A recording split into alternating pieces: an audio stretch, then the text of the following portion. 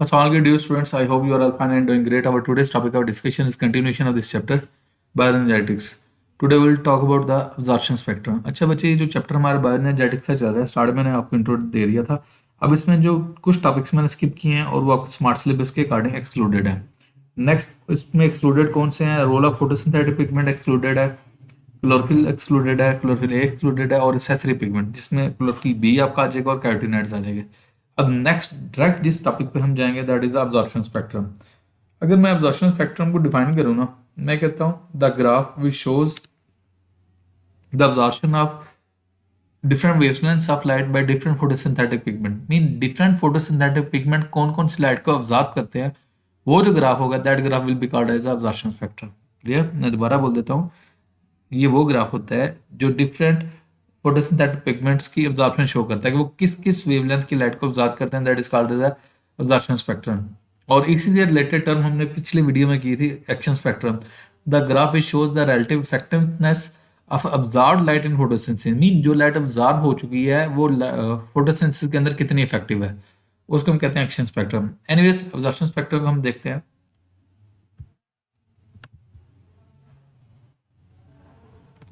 A graph showing different wavelengths absorbed by a pigment is called absorption spectrum of pigment. Mean उस pigment की. अब definitely chlorophyll A का absorption spectrum कुछ और होगा, chlorophyll B का कुछ और होगा, कैरोटीनॉइड्स का कुछ और होगा. उसकी रीजन ये है, ये तीनों जो फोटोसिंथेटिक पिगमेंट्स हैं डिफरेंट डिफरेंट वेवलेंथ को क्या करते हैं, अब्जॉर्ब करते हैं. क्लियर? नेक्स्ट हम देखते हैं absorption spectrum of chlorophyll indicates the absorption of light 430 nanometer and red light 670 nanometre maximum.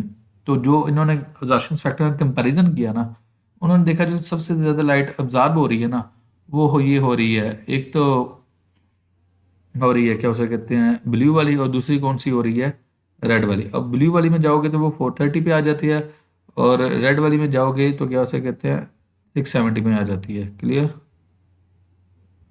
एक मिनट ज़रा मैं इसकी ज़रा एडजस्टमेंट कर लूँ.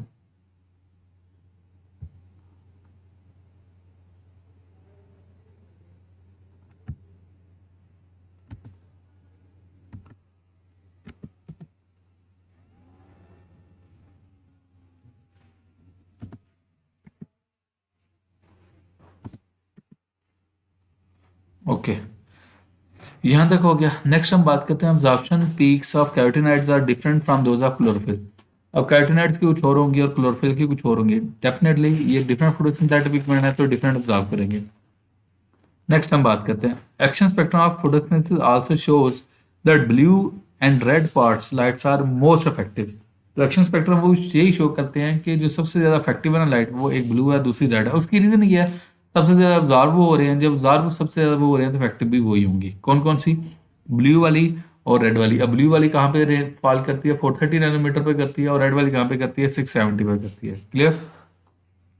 This means the action spectrum of photosynthesis coincides with the absorption spectrum of photosynthetic pigment. Okay, next हम देखते हैं. ये जर्नल साहब क्या हो सकते हैं शो किया गया है, ये आपका अब्जॉर्प्शन स्पेक्ट्रम है. अब देखें ब्लू में और रेड में ज़्यादा लाइट अब्जॉर्ब हुई है. एक्शन स्पेक्ट्रम में देखें पीक ब्लू में है और रेड में है. क्लियर? नेक्स्ट है ऑर्गेनाइजेशन ऑफ फोटोसिंथेटिक पिगमेंट्स. आगे उसने ब्रैकेट में एक टर्म लिखी हुई है फोटोसिस्टम. अब फोटोसिस्टम में पता कैसे डिफाइन करता हूँ, मैं कहता हूँ cluster of photosynthetic pigments that is called as a photosystem. अब होता क्या है, आपने क्या उसे कहते हैं सेल वाले चैप्टर में आपने क्लोरोप्लास्ट का स्ट्रक्चर पढ़ा होगा. अब क्लोरोप्लास्ट क्या होता है? क्लोरोप्लास्ट बेसिकली एक ऑर्गेनेल है प्लांट सेल का which is involved in the photosynthesis and that is a type of plastid. Plastid हमने पढ़ा था, ये स्पेसिफिक स्ट्रक्चर्स होते हैं which are present in the plant cell. उनके तीन टाइप्स होते हैं, क्लोरोप्लास्ट, क्रोमोप्लास्ट, ल्यूकोप्लास्ट.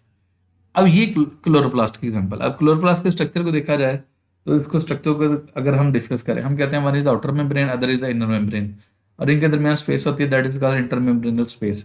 अब इसके अंदर क्या कहते हैं फ्लूइड लाइक कंटेंट होता है that is called as a stoma, और इसके अंदर मेम्ब्रेनस स्ट्रक्चर्स होते हैं जिन्हें हम नाम देते हैं थैलाकाइट. क्या नाम देते हैं? थैलाकाइट. और थैलाकाइट मेम्ब्रेन्स होती हैं, वो आपस में कंबाइन करती हैं, वो एक दूसरे के ऊपर पाइल अप होकर एक स्पेसिफिक स्ट्रक्चर बना देते हैं that is called as a granum. अगर मैं सिंगुलर बोलूंगा तो ग्रैनम बोल दूंगा, प्लूरल बोलूंगा तो ग्राना बोल दूंगा. And keep one thing your mind, grana are interlinked or interconnected, और इंटरकनेक्टेड किसकी हेल्प से होते हैं? इंटरग्रेना की हेल्प से ऊपर। और ये जो इंटरग्रेना, इसको यहाँ पे नाम दिया गया लैमिला। और मैं एक और बात बोल दूँ, आपके जो फोटोसिंथेटिक पिगमेंट्स होते हैं, they are present on the thylakoid membrane. ये थाइलाकोइड मेम्ब्रेन है, इसके ऊपर ही फोटोसिंथेटिक पिगमेंट्स होते हैं, या आप ये कह सकते हैं इन्हीं के ऊपर फोटो सिस्टम्स होते हैं। अब इसको रीड करते हैं, मैंने आपको डायग्राम एक्सप्लेन कर दी। For efficient absorption and utilisation of solar energy, photosynthetic pigments are organised into cluster called photosystem. उन्हें हम क्या नाम देते हैं? Photosystem. These photosystems are embedded in thylakoid membranes of chloroplast. ये बात मैंने आपको पहले की है। ये जो फोटोसिस्टम्स हैं, ये थाइलाकोइड मेम्ब्रेन की सरफेस के ऊपर होते हैं। क्लियर? नेक्स्ट हम देखते हैं, photosystems contain photosynthetic pigments and carries the electron transport chain. वो ईटीसी करते हैं, इलेक्ट्रॉन ट्रांसपोर्ट चेन करते हैं। जब मैं आपको डिटेल में पढ़ाऊंगा ना फोटोसिंथेसिस, तो वहाँ पे बता दूंगा ईटीसी कैसे है। ये लाइट डिपेंडेंट रिएक्शन में हम पढ़ेंगे।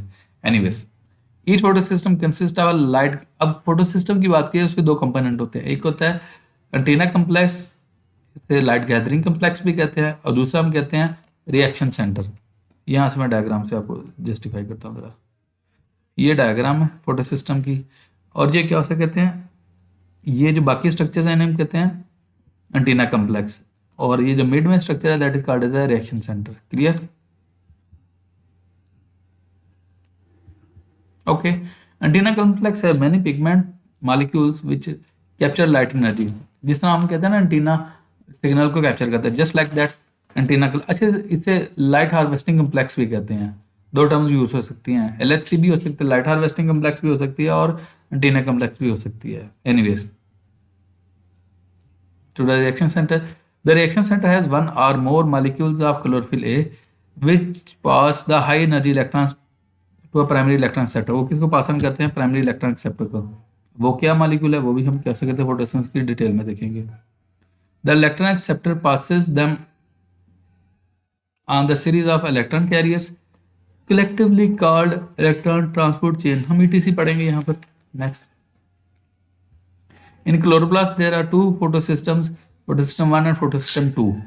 अब ये जो इसका नाम दिया गया ना फोटोसिस्टम 1 एंड फोटोसिस्टम 2, फोटोसिस्टम 1 पहले डिस्कवर हुआ था, इसलिए उसको नाम दे दिया गया फोटोसिस्टम 1, और फोटोसिस्टम 2 बाद में डिस्कवर होता है, so that's why that is called as photosystem 2।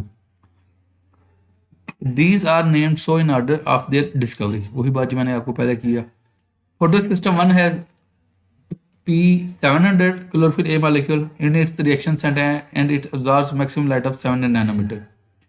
अच्छा, the reaction center of PS2 680 chlorophyll A which absorbs the best। अब बात पता क्या कर रहा है, वह कहते हैं जो क्लोरोफिल जो फोटोसिस्टम 1 है ना, उसे हम P700 भी कहते हैं। उसकी रीजन ये है कि उसका जो क्लोरोफिल है वो 700 नैनोमीटर की लाइट अब्जॉर्ब करता है, और जो PS2 है वो क्या उसे कहते हैं जो लाइट अब्जॉर्ब करता है वो 680 नैनोमीटर की लाइट अब्जॉर्ब करता है।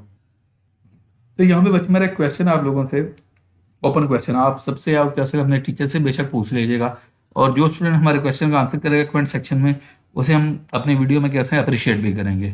समझ लें हमारा एक क्या हो कहते हैं one of the best follower होगा। गौर करें, अभी यहाँ पे कह रहा है फोटोसिस्टम 1 700 की लाइट अब्जॉर्ब करता है, और फोटोसिस्टम जो P680 वो 680 की लाइट अब्जॉर्ब करता है। अब उसने कहा वहाँ पे क्लोरोफिल 700 का रहा है, यहाँ पे क्लोरोफिल 680 का रहा है। अब क्वेश्चन आ रहा है दोनों तो क्लोरोफिल ए हैं, अगर दोनों क्लोरोफिल ए हैं तो फिर ये दोनों डिफरेंट वेवलेंथ की लाइट कैसे अब्जॉर्ब कर रहे हैं, ये वजह ट्राई कीजिएगा जस्टिफाई करने की। और क्या उसे कहते हैं चैट जीपीटी नहीं यूज़ करना, अपने सोचें, स्टूडेंट्स आपस में डिस्कस करें, और जो आपके क्या उसे कहते हैं टीचर्स हैं उनसे डिस्कस करें। अगर आपको आंसर आ गया तो ज़रूर अटेम्प्ट करें, कमेंट सेक्शन में ज़रूर आंसर कीजिएगा। अच्छा, सम वेवलेंथ्स नॉट, अच्छा ये बॉक्स पढ़ रहा हूँ मैं, some wavelengths not absorb by chlorophyll A are very effectively absorb by chlorophyll B and vice versa. कुछ क्लोरोफिल ए कर लेता है, कुछ क्लोरोफिल बी कर लेता है, कुछ कैरोटीनॉइड्स कर लेता है। Such differences increase the range of light absorbed by both chlorophyll। Clear बच्चे, यहाँ तक मैंने आपको ये टॉपिक क्लियर कर दिया। If you have any sort of question then you can ask in the comment section. Thank you so much.